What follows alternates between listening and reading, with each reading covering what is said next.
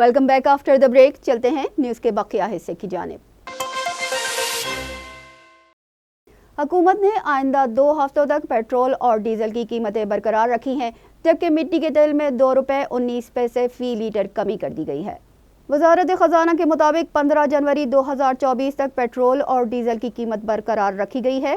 Petrol 276 روپے 34 پیسے اور ڈیزل 276 روپے 21 پیسے فی لیٹر دستیاب رہے گا، جبکہ مٹی کا تیل 2 روپے 19 پیسے کی کمی سے 201 روپے 16 پیسے فی لیٹر ہو گیا ہے. لائٹ ڈیزل کی قیمت میں 1 روپے 11 پیسے کا اضافہ کیا گیا ہے، جس سے لائٹ ڈیزل 175 روپے 93 پیسے فی لیٹر ہو گیا ہے. مسجد اقصیٰ کے سابق امام سمیت مزید 60 فلسطینی شہید ہو گئے، جبکہ حملے میں حماس کا فوجی ہیڈ کوارٹر تباہ کر دیا گیا.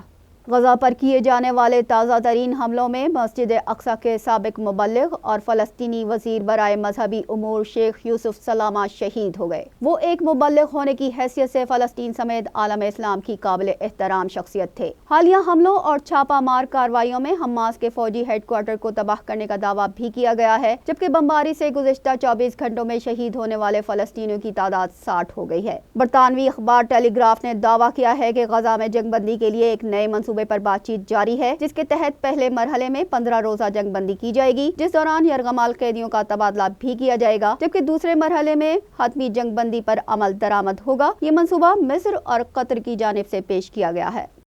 بھارتی ریاست منی پور میں کوکی عیسائی اور میتی قبائل کی ایک دوسرے پر گولہ باری، ایک شخص ہلاک، متعدد زخمی ہو گئے. بھارتی میڈیا کے مطابق گزشتہ سال مئی سے شروع ہونے والے ہنگامے تھم نہ سکے. ریاستی دارالحکومت امپھال کے مغربی ضلع میں ہندو میتی اور عیسائی کوکی قبائل میں شدید فائرنگ ہوئی. اس دوران ہندو میتی قبائل نے عیسائی کوکی قبائل پر گولہ باری کی، جس سے ایک شخص ہلاک اور درجنوں افراد زخمی ہو گئے. ہنگامہ آرائی پر علاقے میں تعینات آسام رائفلز نے گشت میں اضافہ کر دیا ہے، تاہم سیکیورٹی اہلکاروں کا کہنا ہے کہ متحارب گروپس کے پاس جدید اسلحہ ہے، جس کے باعث محدود فورس کے ساتھ امن و امان کا قیام ناممکن ہے.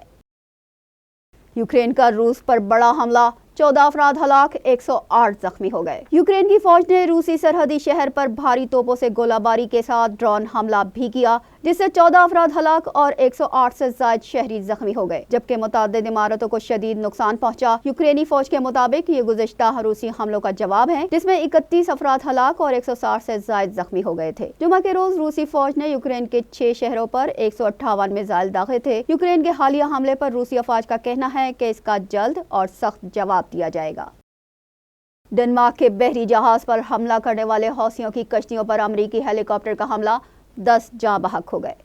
مغربی میڈیا کے مطابق بحیرہ احمر میں امریکی بحری بیڑے نے جنگی کارروائی شروع کر دی ہے. امریکی ہیلی کاپٹرز نے حوثی کشتیوں کو نشانہ بنایا، جس سے 10 حوثی جاں بحق ہو گئے. غزہ پر حملے کے بعد بحیرہ احمر میں حوثیوں کی کارروائیاں تیز ہو گئی ہیں. حوثی حملہ آوروں نے ڈنمارک کی کمپنی کے بحری جہاز پر حملہ کیا، جس نے امریکی بحری بیڑے کو مدد کا سگنل دیا. امریکی ہیلی کاپٹروں کے آنے پر حوثیوں نے فائرنگ کی، جس پر امریکی ہیلی کاپٹروں کے حملے سے حوثیوں کی 3 کشتیاں ڈوب گئیں، جس سے 10 حوثی ہلاک اور 2 زخمی ہو گئے. جبکہ حوثی حکومت کے ترجمان کا کہنا ہے کہ امریکہ کو اس حملے کا جواب جلد دیں گے.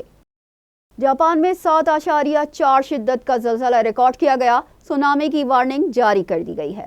امریکی زلزلہ پیما مرکز کے مطابق جاپان کے شمال مشرقی ساحلی علاقوں میں زلزلہ محسوس کیا گیا. زلزلے کے جھٹکوں کے باعث شہری عمارتوں سے باہر نکل آئے. جاپانی میڈیا کے مطابق ایشیکاوا، نیگاتا اور تویوما صوبوں کے ساحلی علاقے زلزلے کا مرکز رہے. جاپانی الیکٹرک پاور کمپنی کے مطابق 36,000 گھروں کو بجلی کی سپلائی منقطع ہو گئی ہے، جبکہ حکومت کا کہنا ہے کہ نقصانات کا جائزہ لے رہے ہیں. نوتو ریجن میں زلزلے کے باعث سمندری لہریں 5 میٹر تک بلند ہو سکتی ہیں.